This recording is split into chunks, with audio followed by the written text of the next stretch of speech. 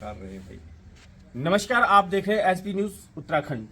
आज मैं मौजूद हूं ऐसी शख्सियत के साथ जो बेटे के नाम से तो परिचित है और अपने आप में भी उनका एक बहुत बड़ा चेहरा है। श्री रामसर नौटियाल जी, पूर्व अध्यक्ष, जिला पंचायत अध्यक्ष देहरादून, और उनके सुपुत्र जिन्होंने वर्ल्ड में 7वें रैंक पर अपना नाम रोशन किया। ऐसे शख्सियत नौटियाल जी, जुबी नौटियाल जी।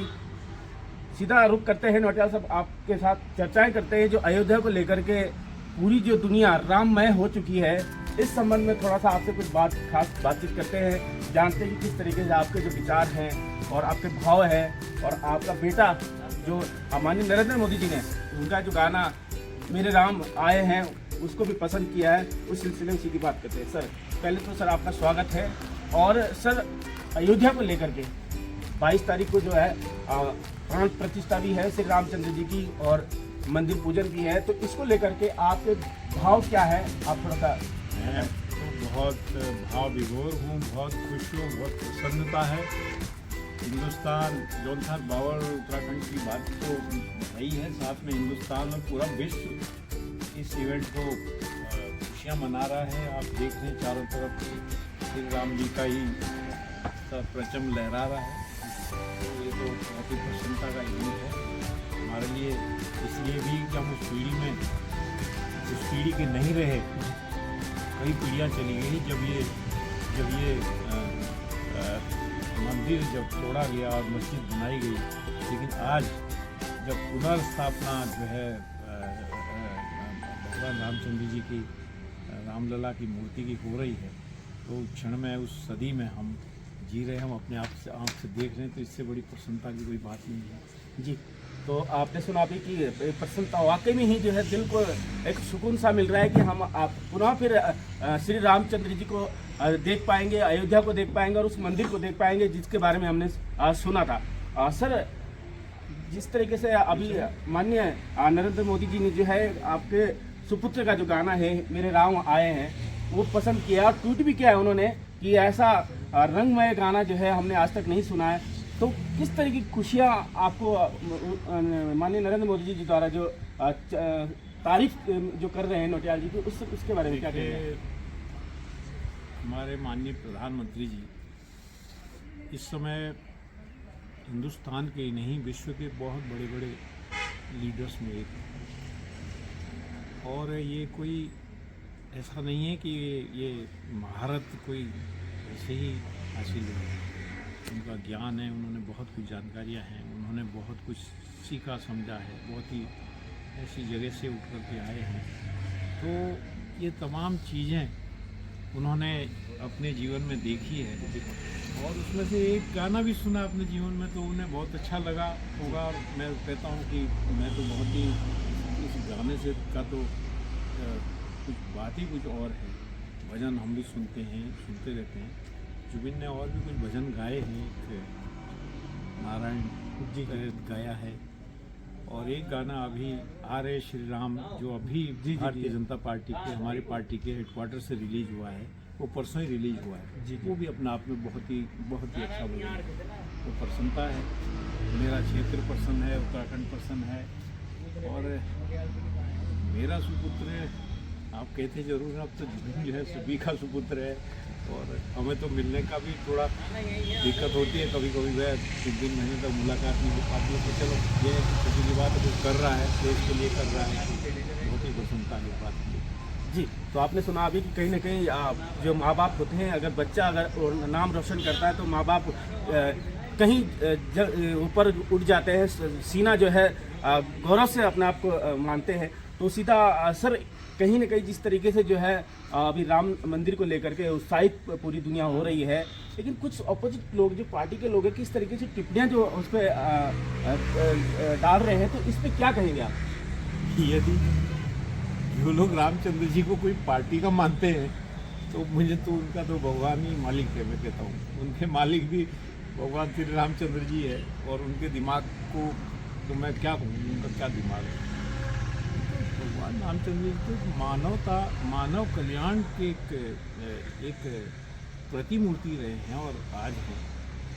कोई कण कण में राम जो एक शब्द है लिखा गया है, तो आप समझिए कि कौन सी जगह ऐसी है। हमने अभी कहा कि अब मूर्ति स्थापना हो रही है, अयोध्या अब चमक रहा है, वो अपनी जगह पर एक है, क्योंकि वो चीज़ अधूरी थी।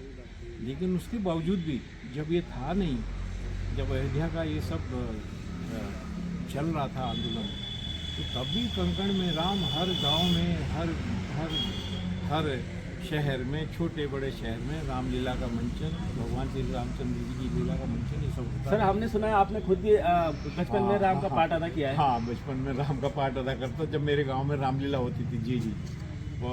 तो इसीलिए हम कहते हैं कि अब एक चीज़ पूरा जीवन से कनेक्ट हो जाती है। अब एक तरह से जो थोड़ा सा एक अधूरापन था, वो अभी अब वो 22 तारीख को मैं समझता हूँ कि अब प्रॉपरली हर व्यक्ति कनेक्ट हो जाएगा। जो तब बहुत सारे तो गांव में तो लोग रामलीला के एक तरह से बहुत जो पढ़े लिखे लोग नहीं हैं, वो मत्था भी टेकते हैं भगवान श्री रामचंद्र जी के, रामलीला में भी जाते हैं, सुनते भी हैं, इंटरटेन भी करते हैं, मज़ा भी लेते हैं। लेकिन जितने भाव रामचंद्र जी के रहे हैं, जो उनके विचार रहे हैं, बहुत सारे लोग उसको जानते भी नहीं। लेकिन अब कनेक्ट हो जाए कि अब ये सब क्या था। अब तो दर्शन करने भी जाएंगे। अब तो दर्शन वहीं करते थे जो मूर्ति वहाँ, जो रामचंद्र जी के, जो माता सीता के, उनके जो चरित्र थे, जो उनके पात्र थे, तो अब उन्हीं के दर्शन करते थे। अब तो व्यक्ति भव्य मंदिर बन रहा है। जी, माननीय प्रधानमंत्री जी को मैं बहुत धन्यवाद अदा करना चाहता हूँ, और उन लोगों को, हमारे माननीय उच्चतम न्यायालय, दूसरे न्यायालय, उन लोगों को, साधु संतों को, जिन्होंने पूरे जोर शोर के साथ, पूरी ताकत के साथ इस आंदोलन में बढ़ चढ़ करके हिस्सा लिया है, और एक लक्ष्य की प्राप्ति में कहता हूँ कि जी जी। तो आपने सुना अभी नौटियाल जी को कि किस तरीके से जो हम सभी लोगों ने, सनातनी ने, जो हिंदुओं ने कहीं ना कहीं हिंदुत्व बचाने का जो काम किया, उसको खरा उतारने के लिए माननीय प्रधानमंत्री जी ने जो आज वो दशा दिशा आपको और हमको दिखा दी। अयोध्या राम मंदिर को लेकर के जो है, जो चर्चाओं में था कि नहीं बन पाएगा, लेकिन आज वो दिन जो है 22 तारीख को आपको देखने को मिलेगा, जहाँ पे उस मूर्ति की स्थापना भी होगी और मंदिर की प्राण प्रतिष्ठा भी होगी। तो सर जाते जाते एक आखिरी सवाल, 2024 को लेकर के भी अभी सामने आ ही रहा है, समय कम है, तो किस तरीके की आपकी आगे की रूपरेखा रहेगी चुनाव प्रक्रिया को लेकर के? आगे कैसी तैयारी है आपकी, उसके बारे में थोड़ा देखिए। इस पर दो बात कहनी है। मैं स्पष्ट बात करने का आदी हूँ। अभी दो एंगल से मैं इस चुनाव को देखता हूँ।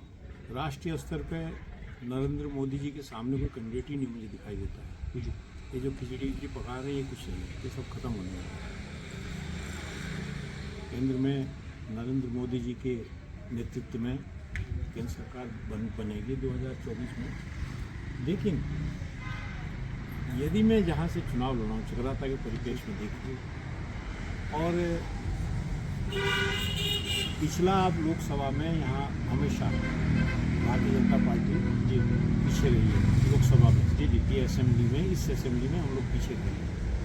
तो मैं जो उस पर काम करना चाहता हूँ, मैं उस उद्देश्य पे काम करना चाहता हूँ, और कर रहा हूँ कि इस बार भारतीय जनता पार्टी इस लोकसभा चुनाव में चक्राता विधानसभा में भी आगे रहेगी। विधानसभा तो बहुत दूर है, पर मैं चाहता हूँ कि इस चुनाव में हम लोग कांग्रेस पार्टी को वहाँ बताएं कि जो है ये जो है भारतीय जनता पार्टी का वहाँ चक्राता में परचम है। जी।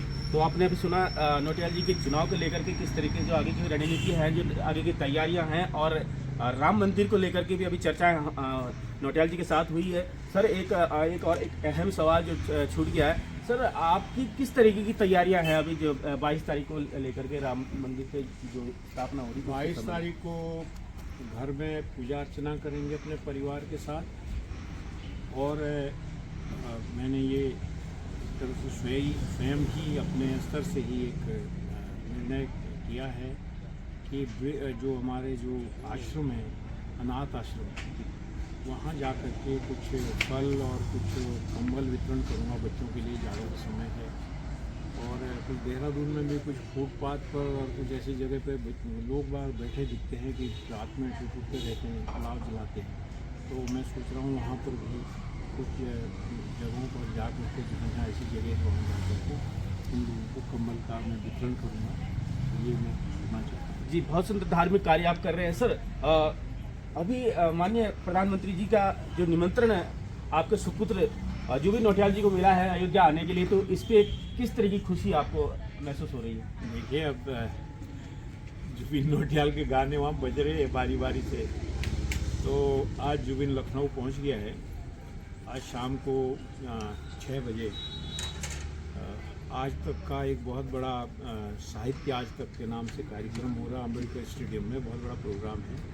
तो जुबिन वहाँ पर जो है वो टीवी टॉक पर रहेगा। उसके बाद कल अयोध्या चले जाएंगे और फिर 22-23 तक जो भी कुछ वहाँ कार्यक्रम क्या है वो तो दर्शन ही करने हैं। सब लोग दर्शन करने जा रहे हैं, वहाँ पे ऐसा कार्यक्रम तो है नहीं। जो कुछ गाना कहना था वो तो कर चुके हैं और पूरा हिंदुस्तान में बज रहा है, अयोध्या में बज रहा है, सब जगह बज रहा है। तो हमें बड़ी प्रसन्नता है, इस बात बहुत ही प्रसन्नता है। जी, तो बहुत बहुत धन्यवाद नौटियाल जी, आपने हमें समय दिया। तो इसी ऐसे ही आप जुड़े रहिए हमारे चैनल के साथ, इसी तरीके से नई नई खबरें आप तक पहुंचाने का काम करते रहिए। धन्यवाद।